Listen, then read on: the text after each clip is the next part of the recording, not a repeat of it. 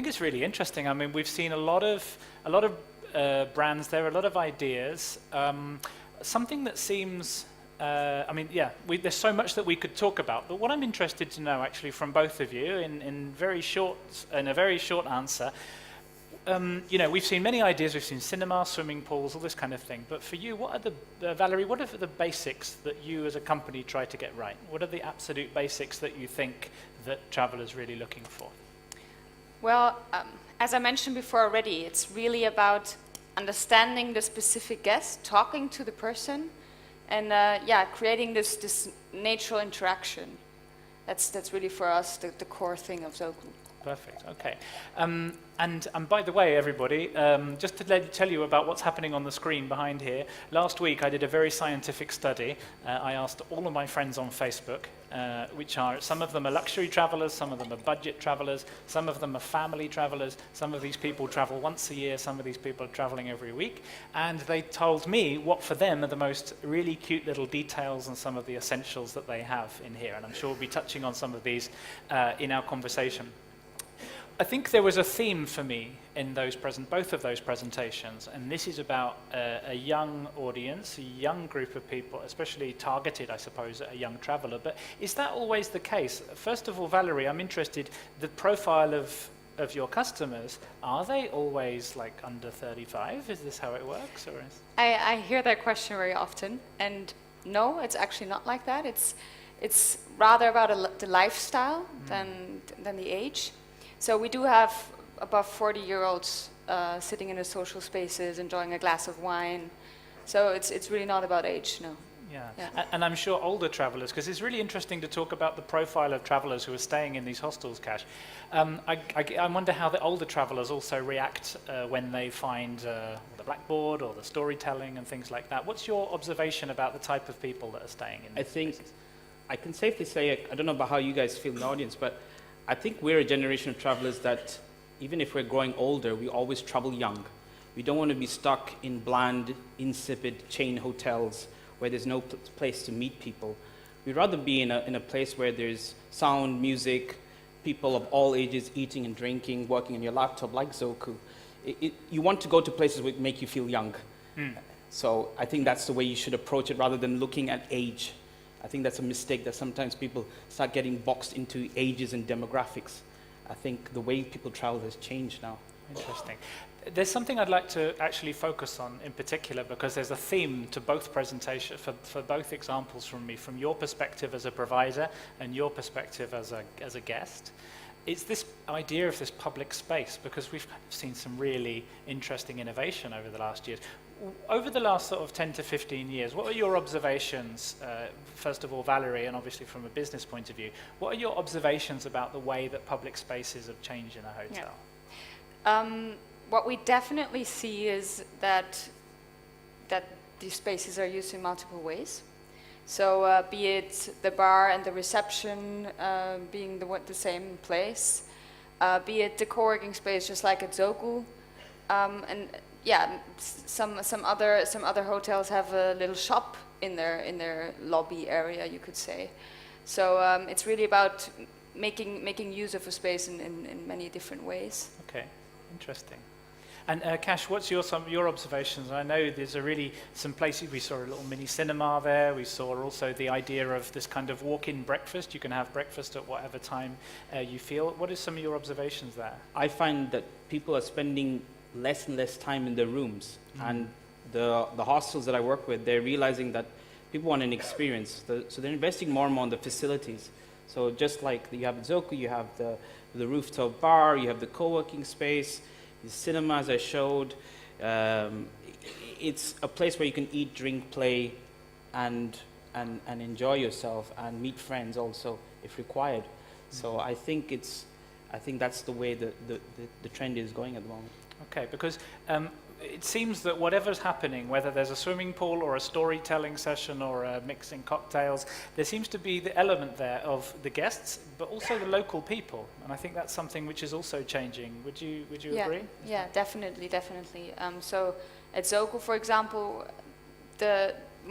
mostly during the day there are even more locals using the public spaces than residents. So it's about making the space also available and welcoming to them, like not being surprised that someone from the city is just walking inside having a coffee. Yeah. So really, And that's an important thing, actually, because we talk about using the public space, but they're not just using it, they're also spending money. I exactly, guess, yeah. exactly. So they should be treated just like a hotel guest. Yeah. Okay, interesting. And how about you, Kash? What do you think in terms of the way in which these are being used and the element of local people there? I mean, this seems to be a really important ingredient, doesn't it? I think it's important. As a business, you want your place busy at all times of the day. Your guests will come and go in the morning and then spend the whole day out. Whereas, particularly, I know that lots of hotels and hostels make their money on F&B. So you really want to encourage and get as many ways to get locals to come in and use your space as much as possible. One way of doing it is, as they've done in Zoku, is they have a co-working space. So all they've got to do is create a friendly space where people can bring their laptops and work, and then they will order food, lunch, drinks, and they might end up there in the evening and have a glass of wine, and you might have an aperitivo or who knows what, or happy hour. It's interesting, you just mentioned about food and beverage there, Kash. Something else I'd like to talk a little bit more about. Valerie, just explain how this works in Zoku, because I think I visited once and you can kind of help yourself. Is that correct? Or on a Friday evening they have like a nice, you can get a slice of pizza, and how does that work usually? So what we do is we have breakfast and lunch buffet, and in the evening we have a 4-course menu. We also we try to not to have too many stuff, so we only have one chef and one of the sidekicks helping out. So with this 4-course menu, that works really well, and it's kind of a homey experience that you don't have to select like out of a big menu. Okay. So in a sense, we're making it less complicated. Exactly, making it easy based on very healthy nutrition, and yeah, of course, that allows for interaction again. Like as I mentioned, those long tables just really supports communication. Interesting. There's actually, because this is kind of another theme that I was interested in touching on with this session. It's not all, because we can look at many of these ideas and think, oh, how much is this going to cost, or it's going to make more work, but not always. Is that right? I mean, what do you think about that? Yeah, just like the example of Zoku and in the F&B area, it works perfectly well, and it's also perceived the same way. So it's yeah, you can really do it efficiently and still create a lot of value. There's something small, actually. If we think about this element inside the room, one of those elements is the minibar. And I don't know how many times you feel when somebody, it's like you've got to check out early in the morning. It's about 6 o'clock in the morning and your taxi is waiting. And they say, did you have anything from the minibar? And I say, no, I didn't. And they're like, hang on a second. And then they call this person upstairs. And I think, maybe it's the look I have on my face, I don't know. But I always think to myself, just let me go. I didn't have anything from the minibar. Whereas I would think to myself, there are some hotels, of course, which now say free minibar. And they put a couple of bottles of beer in there, a couple of bottles of wine, and they say, enjoy yourself. And it's included in the room price. Have you found this, Kash? I don't know how many minibars you've raided on your Not many. Okay. You're in the main bar. You're not interested in the minibar. Well, one concept I really love is it's all about, we mentioned this earlier today, about building an emotional relationship with your customer. And the one thing you can do is by giving them the trust. And one way you can do that is have an honesty bar, which it's a simple idea. You've got a couple of beers there. Just drop a coin in and pick up as many beers as you want. You might be €1 short or something, but in the end of the day, it's all about convenience and making life as easy as possible for your customer. You've got happy guests as well. Exactly. Sometimes drunk guests as well, but you've got happy guests. Wow. That's one way to happiness is through alcohol. So actually, Kash, on that subject, we talked about how to make, what are the things that you like, and there's that honesty box there. I'm also just interested to notice what are the small things that irritate you? You've stayed in a lot of these places. What are some of those small things that you think could be instantly improved? We were talking about this, and my number one hatred with hotels recently, I was staying in a really big branded chain hotel, and it was a Sunday morning, and obviously I'd had a few drinks the night before, and it was playing the cheesiest, worst of the 80s hits, and it was loud, and I was like, why are they playing this so loud? And I think when it comes to branding, 99%, I read somewhere, 99% is visual and audio. So your branding experience, if you're playing cheesy, horrible music in your hotel or hostel, you are really damaging your brand, because that's the same music that you hear in elevators all around the world. So the elevator music should stay in elevators. Be careful. I know lots of hostels that will hire receptionists based on the music taste. So each music should be for different parts of the day. I think it's a really part of the Okay, so bad music is one of them. Anything else that you find? Wi-Fi. Talked about the check-in Wi-Fi. Wi-Fi. That's more important than the water supply, I think. a lot of people, yeah.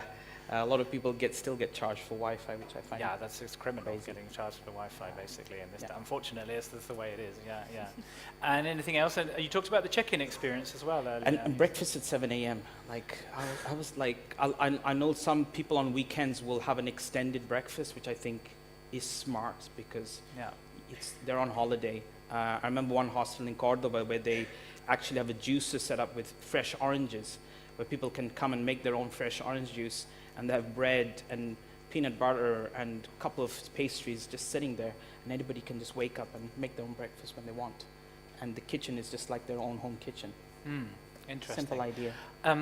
I'm also interested to know, because we talk about doing more and adding these things, but to me it seems that if we leave food there all day for people, then we're kind of doing less. But is that okay? I mean, how would you justify that from a business point of view? I mean, is it okay to do less? Is it okay to sometimes take away the staff? We've seen the self-check-in machines as well there. I mean, how do you feel about taking away the human beings and putting a computer in its place? What's the philosophy from Zoko in that point of view? I think you need to be extremely careful with that. Okay. So you mustn't lose this personal touch. But taking the example of the check-in, it's just about the credit card details and the surname. Right.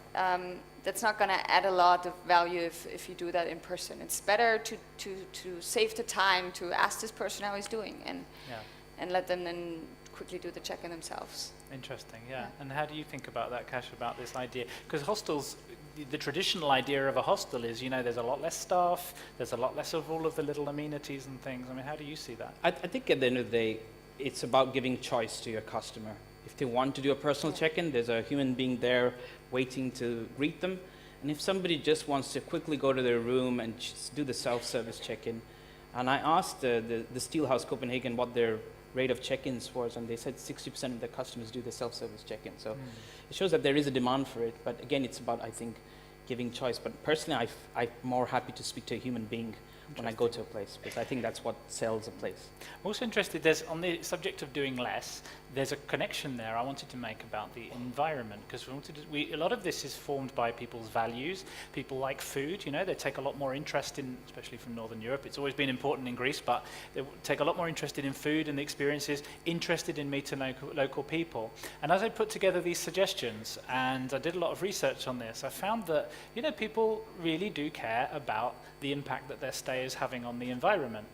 And when we talk about doing less, maybe we need to spend less time putting these tiny little plastic bottles in their neat little row, and maybe we need to put some really nice shower gel on the wall and make it a really nice kind of, and also we're taking away that extra work of doing those things. Have you noticed, I mean, from Zoko, from your point of view and on your travels, how are the issue of the environment here, I mean, how do you think your guests really approach this question? Well, so we do have a rooftop where we, for example, grow our own herbs, and also in the kitchen we really focus on regional food we serve. So, and these things are noticed. Or for example, for lunch we only have one sort of protein because we want to convey the message that you shouldn't eat too much meat every day. So these are the small things that don't harm, and that are actually also appreciated. Same with tap water that we just have there free. Right. And people just serve themselves. Yeah, interesting point, actually. That's another question. We get through so many plastic bottles, don't we? This is why it's nice to see glass bottles here, for example, today. There's a conference here, there's about 350 people. We would be using a lot of plastic if we were using plastic bottles, I guess. And consumers really do care about this stuff, don't they? I mean, what are some of your observations, Kash, in places you've stayed about that environment? I would say, when it comes to the hostel sector, the green side of things is still, sustainability is slowly coming onto the agenda. I know one hostel in Prague called the Mosaic House, where they recycle all the rainwater for all the bathrooms. So they do try and make an active effort. And obviously soaps, encouraging customers to take the soap away, saying, here's a little box, take it away. think small things make the big difference, as we've been talking this session. So Yeah, interesting. That's It's also, I tend to find that people enjoy this stuff. Like you say, it's appreciated, and people don't feel. Of course, if they want extra, you can always ask for it as well. But it's also, I think, guests appreciate it. So it's about making them. It's about making them happy in the end, in that way. I guess towards the end, I just wanted to ask about. We've heard quite a few ideas here. We've seen quite a few suggestions. I'm just interested to see if you were in the position of many people here who've got to go back to their hotel group or their company tomorrow. What do you think are some of the things that people can start doing from tomorrow to start perhaps bringing in some of these ideas and suggestions into their business? What do you think, Valerie? So from my side, Zoku is basically built on this idea of always beta. So always improve, always try to look for new things that could make things better. So it's really about talking to your guests, talk to your employees who have the closer contact and understand what their current need is. Maybe it's different today than tomorrow. So keep talking, keep getting feedback, and not just like filling out this sheet of paper where you can have the chance to leave a message, but rather do it personally and really take the time to listen. I like the fact that you invited 150 people in to come and try out this room and give their opinion. Where did you find these people? Well, you just start reaching out, and of course you give them something in exchange. Maybe they get a free dinner or whatever it might be, but it's just really about people like to give feedback if they are asked in the right way. People like to give feedback, don't they? They generally do, yeah. Cool. Yeah, no, that's really interesting. We can find 150 people pretty quickly to do something like this. And I like this. This is a really interesting theme just there about talking to your staff, talking to those around you. Do you think this is something that this hybrid sort of hostel area does quite well, Cash? I think they're very good at making their staff part of their everyday life. And I gave the example of the whiteboard. In one hostel I know, in the Dream, it's like a weekly task that on the Sunday when it's quiet in the hostel or the hotel, they gather all their staff together and they ask them, can you come up with tips and ideas for what we should tell our guests the following week? A simple exercise where you get your staff to think about what they should talk about, and then they write down on each day of the week what their guests should do. So it's getting your staff to think ahead. And then also the map, I gave the example about getting your staff to create for every season of the year, what are their favorite tips for that season of the year, which bars and places to go to, and create your own custom-made illustrated map, working with a local illustrator that maybe who could help design this map. So it's all about giving those simple personal touches. And I love what you said about until you ask your guests, they will never tell you what they think. You'll only find out later when they leave that really bad TripAdvisor review. So I think one simple way of doing that is just going around your guests in the morning when they're having their breakfast, smiling and say, hi, hope you're having a great stay. I know you guys do this probably already, but saying, how's your stay going? And then suddenly somebody might just say, like, I could do with a better pillow, stuff like that. So. Sure, yeah.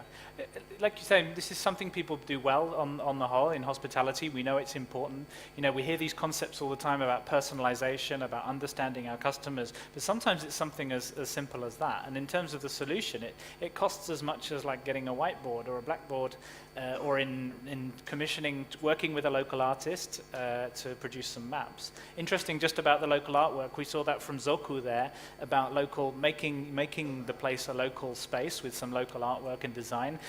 One of the suggestions I think we've seen here this afternoon, I have a friend who's a photographer, and she says, you stay in these hotels with these big black and white photos stuck all over the wall.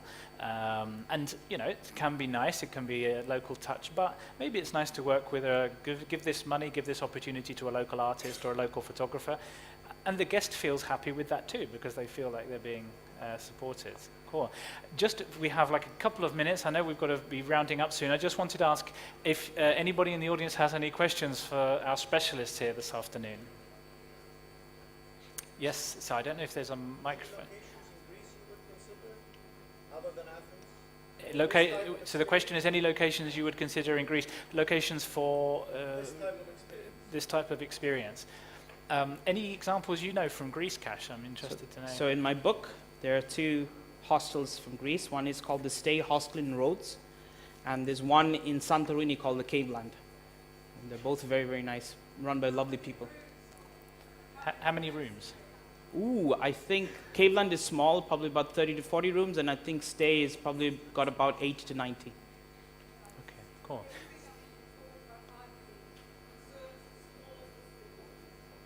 Yeah. Okay, so the question was, yeah, everything that we've talked about seems to involve small places.